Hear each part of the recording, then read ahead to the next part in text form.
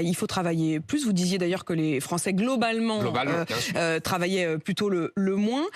Et en même temps, quand on regarde, il y a un certain nombre de métiers qui sont en tension. C'est aussi l'une des raisons qui pousse le gouvernement à dire, sur ces questions-là, les entreprises ne trouvent pas de candidats à l'embauche. On pense notamment au transport, on pense notamment à la santé, Au bâtiment. au bâtiment. Et Et au donc, restaurant. cela nécessite de créer un titre de séjour exceptionnel pour les étrangers. Au fond, vous êtes sur le même constat que le gouvernement, Mhm. Je mais n'ai pas les j'imagine que vous mêmes n'êtes pas tout solutions. à fait d'accord avec la solution. Mais on voit bien que ça Je- ne marche pas aujourd'hui. J'étais sur le même constat pour les retraites. Hmm. Je ne suis pas sur le même constat pour les métiers en tension. Si vous me permettez, si j'ai 2 minutes Allez-y. pour expliquer. Ça fait 30 ans, 40 ans que j'entends cette petite musique. Les étrangers font les métiers que les Français ne veulent pas faire. Et donc, du coup, régulièrement, on fait venir des immigrés pour cela. Le patronat, et une partie du patronat, se réjouit parce qu'il peut les payer moins cher. Et en plus, comment dire, on régularise les clandestins. Et puis ça ne cesse d'arriver sans fin, et on arrive aujourd'hui à une situation catastrophique.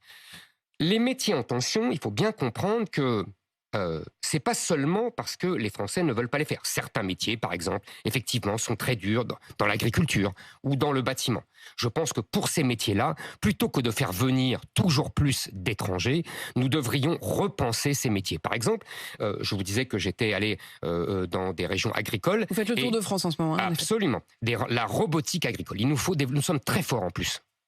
Les Français, industriellement, dans la robotique agricole, c'est-à-dire des robots qui font certains travaux. En plus, ça réglerait une partie des problèmes des éléments phytosanitaires. Vous savez qu'on rajoute.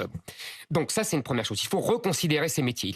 Il faut d'abord mieux donc payer les gens. Des robots plutôt que des étrangers. Oui, absolument, des robots mieux que des étrangers.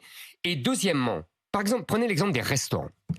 Vous savez, c'est surtout le problème des métropoles. Là, vous avez raison, à Paris, dans les grandes villes, dans les cuisines, il n'y a que des étrangers. Mais dans les petites villes, il n'y a pas des étrangers, il y a des Français. Donc ça prouve que ce n'est pas le métier qui est en cause. En revanche, c'est le fait que pour travailler dans des restaurants, il faut arriver tard, partir tard surtout, et qu'il faut habiter pas trop loin.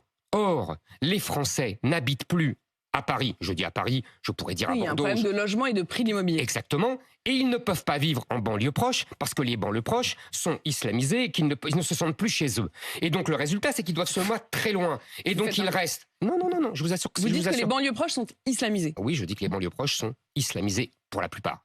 Il y a des îlots de non-islamisation. Mais quand je dis islamisé, ça veut dire qu'on y vit de moins en moins à la française et de plus en plus selon les canons de la civilisation islamique, avec de plus en plus de femmes voilées, avec de plus en plus de boutiques halal, de plus en plus de kebabs, etc., etc.